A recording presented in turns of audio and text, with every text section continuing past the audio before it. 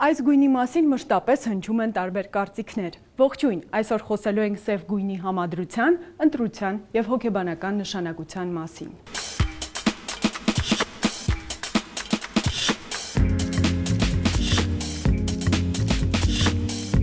Բացասական կամ դրական, նյարդայնացնող կամ ոչ, մարդու ներաշխարհը մշտապես կառավարում են գույները։ Յուրաքանչյուր գույն ունի իր նշանակությունն ու էներգիան և յուրովի է ազդում նյարդային բջիջների վրա։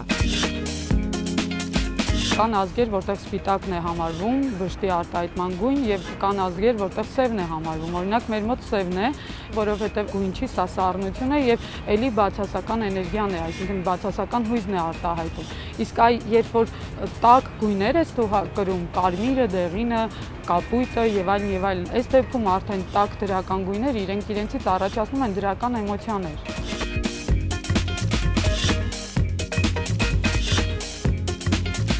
Հենց այս գույնի մասին խոսելիս անբացատրելի վիճակ է ստեղծվում, ասես ոչինչ չունես ասելու։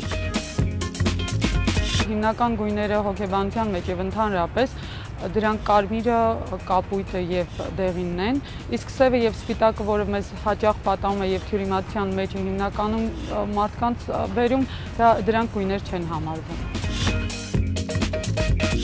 Սևը պարունակում է բոլոր գույները և կլանող հատկություն ունի, սակայն խուսափել այս գույնից գրեթե անհնար է։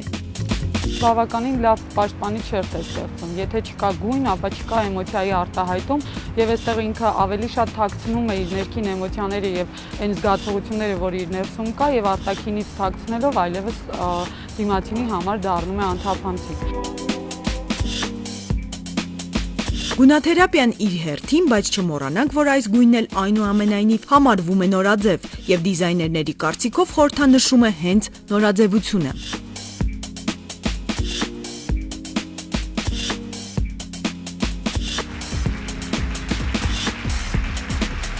Սև գույնի միջոցով կարող ես ստանալ այն ամենը, համադրել են ամեն գույների հետ, ինչ որ կան առհասարակ։ Իր մեջ կլինի կարող է լինի կապույտ, կարմիր, կանաչ ու ցանկացած երանգավորում, այսինքն սենց որ նայենք, մի 20 զգեստ է դրված, բայց բոլորի սև գույնանությունները տարբեր սևեր են։ Սև փոքրիկ զգեստի պատմական տրանսֆորմացիան կարծես թե ավարտին է հասել և դարձել է դասական ոճի անբաժան մասնիկը։ Հանճարեղ շանելի սև փոքրիկ զգեստը դրա վառ ապացույցն է, որը ցանկացած կնոջ պահարանում պետք է չբացակայի։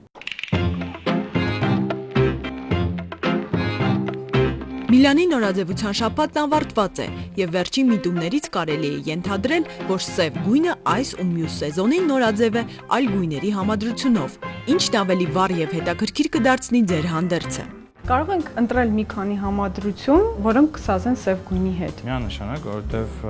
աքսեսուարն սևի հետ, այսինքն սև զգեստի հետ շատ նաև ճկուն է օգտագործել տարբեր աքսեսուարներ, օրինակ սև զգեստ, որը շատ տիպիկ է սև փոքրիկ զգեստի որպես ֆորմա, կարմիր գույնը, որը ավելի դասական համադրություն է նաև համարվում, սև և կարմիր, մոնոխրոմ գույններ, որոնք էլի նմանատիպ զգեստի հետ բավականին ակտուալ կարող են լինել,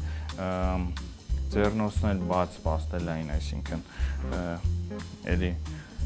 որպես աքսեսուար, եթե ուզում եք շեշտել ձեռնոցների առկայությունը, սև զգեստի հետ ինքը առաջ կգա մաքսիմալ առումով։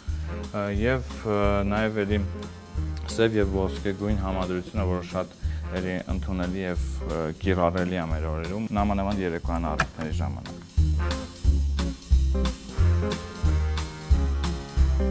Ցանկացած իրավիճակում սևը կփրկի ձեզ, ապացույցն էլ Արամ Նիկոլյանի ընտրած 5 հանդերձներն են։ Բավականին վառ ու առօրյայում կրելի զգեստ, որը ինքը իրանից դրական էմոցիաներ է տալիս, հետաքրքիր ու մոդեռն լուծումով տարբերակ, այսինքն շատ ակտուալ ինքը ասիմետրիկ լուծումով ֆալդեր և նաև համադրությունը երկու հաստ և բարակ նյութերի, որը նաև էկլեկտիկ է համարվում, մի քիչ ավելի ռոմանտիկ ու ավելի սպորտային ոճերի համադրություն, որը ավելի աղջիկական է ու ավելի չգիտեմ թեթև։ Գաղտնիություն հաղորդող, սառը, վանող, գրավիչ, ոչ հեռուստատեսային, պրակտիկ, ակամայից մտածեցի, իսկ ես կհրաժարվեմ այս գույնից։ Կարծում եմ ոչ, չէ որ վառ ու ճչացող գույներին երբեմն լռեցնելու կարիք է լինում։